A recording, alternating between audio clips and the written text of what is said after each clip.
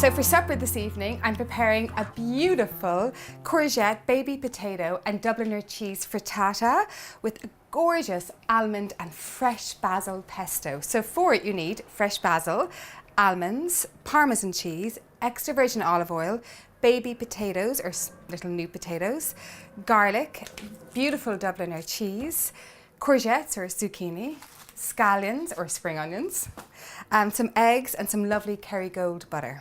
So I'm going to whisk my eggs together. I've got 6 in total, some good quality organic eggs.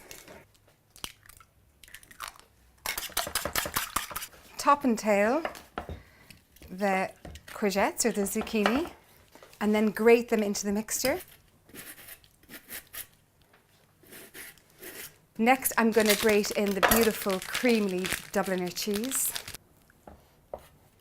And this Dubliner cheese has got gorgeous creamy texture and the smell is lovely, kind of caramely and nutty, which is beautiful in this frittata.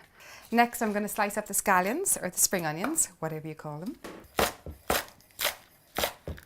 And in they go to the mixture with a sprinkle of sea salt and pepper. And I'm going to wait to give that a final big whisk and mix just before I pop it into the frying pan. But before I do that, I'm going to slice up my baby new potatoes and I'm going to fry them off with some beautiful Kerrygold Irish butter. So I'm getting the pan under a medium heat.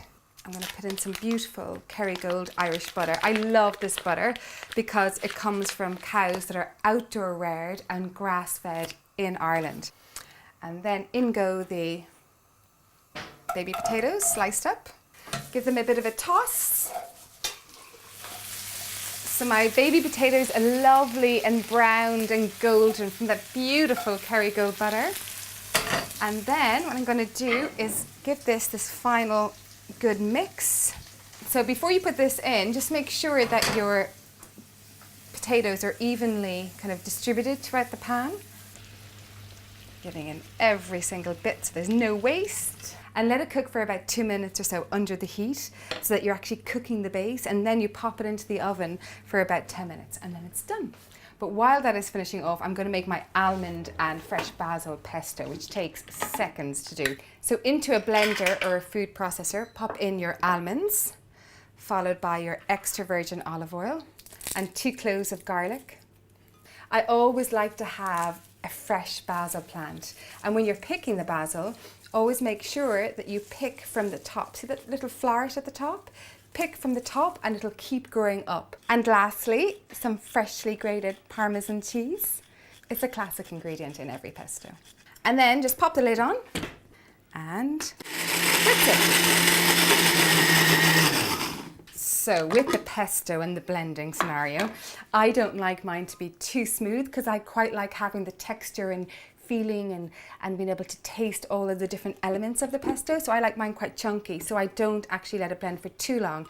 If you like it completely smooth, then just let it go on and on. So back over to my frittata.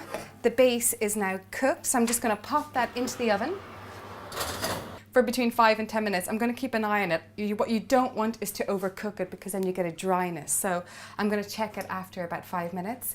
When it's done, I'm going to pop it onto this plate and I'm going to drizzle all that beautiful basil and almond pesto on top of it, which is really going to freshen and alive it. The frittata is ready. So you test it by just pressing the inside of it, because that'll be the last place that it will actually cook. And you want it light and spongy. You don't want it too solid. You don't want it too runny. And pop it straight onto your serving dish. I mean, this couldn't be easier. And this is such a gorgeous, easy supper to make anytime. This is also beautiful served cold the next day. So if you have any left over, it's absolutely beautiful. Some people even put it in a sandwich, like a tortilla sandwich, which can be really gorgeous. Then drizzle this beautiful almond and basil pesto all over it. How gorgeous does this look? Especially in the sunshine. It smells so beautiful. So it's my courgette and baby potato and Dubliner cheese frittata with a beautiful almond and fresh basil pesto on top. It's so beautiful. It's the perfect, easy supper to cook up. You'll find the full recipe below. Go enjoy. Hope you have a gorgeous supper.